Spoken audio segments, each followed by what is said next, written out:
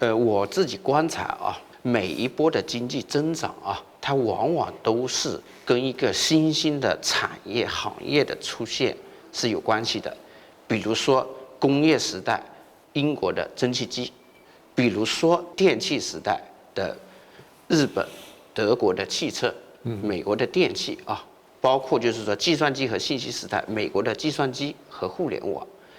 那您觉得这个新兴产业的出现啊，以及你能够就是说从这个新兴产业里面获益，是不是一个经济体能够增长的非常重要的原因？ You're basically saying that how certain economies more innovative than others is the key to economic development. And I agree with you. If innovation stops, economic development could stop also. However, this whole emphasis on innovation, to me, is somewhat misplaced. Because key to innovation is profitability. If this thing does not make money, no one will be involved.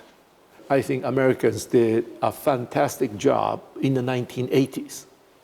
What happened in the 1980s? 1970s to 80s, US economy was in very sad shape because Japan beat all the American companies in automobiles and household appliances and all of that. So President Reagan in 1980 came out with the supply side economics, lower the tax rates, deregulating the economies to make it more profitable to try something new. And Americans responded to that new environment. And people start trying all sorts of new things. Some did not do well, some others did very well. What that means is that you have to make innovation profitable for innovation to produce the final results. And Japan at that time still had very tax rates. Europe's tax rates are very similar to Japanese tax rates. So in that sense, yes, innovation is very important, but you need an environment where innovation is profitable. If it's not profitable, it's only among the scientists and engineers. It's not going to help the economy.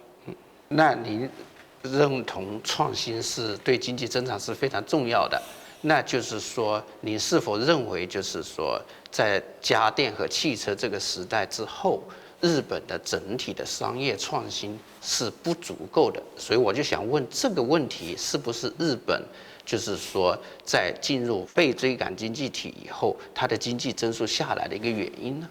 Well, Japanese wages are already very high by 1990. 10 times higher than the Philippines. So of course, a lot of factories will move out of Japan.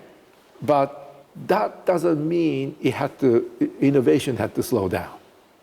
But innovation also slowed down in Japan because of lack of research and development money, because of the balance sheet problems of the companies. So that's another factor that slowed the Japanese innovation down. And the third factor is that, as I just indicated to you earlier, the environment did not change from the golden era to the pursued era. If you're in the pursued era, taxes must be lowered, deregulation must be put in place so that the return on capital will be higher than before.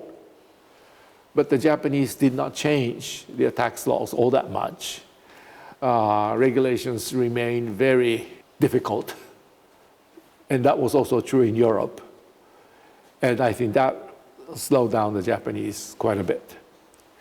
But more recently, some of these problems are being resolved. I mean, Japanese wages are not that high anymore because other wages have gone up. And the yen came down, so Japanese wages are even lower now. There is deregulation going on in Japan. Not as quickly as in the case of the United States, but a lot more newcomers can come into telecommunication industries and things like that. So there are deregulation going on. balance sheet problems of the Japanese companies are all resolved. They are resolved about 10 years ago. It still took 20 years, but now it's all resolved. So the environment for Japanese businessmen trying to innovate and come up with new things are far better than they were 20 or 30 years ago. But they did lose 20 years, and so they have to do the catch-up.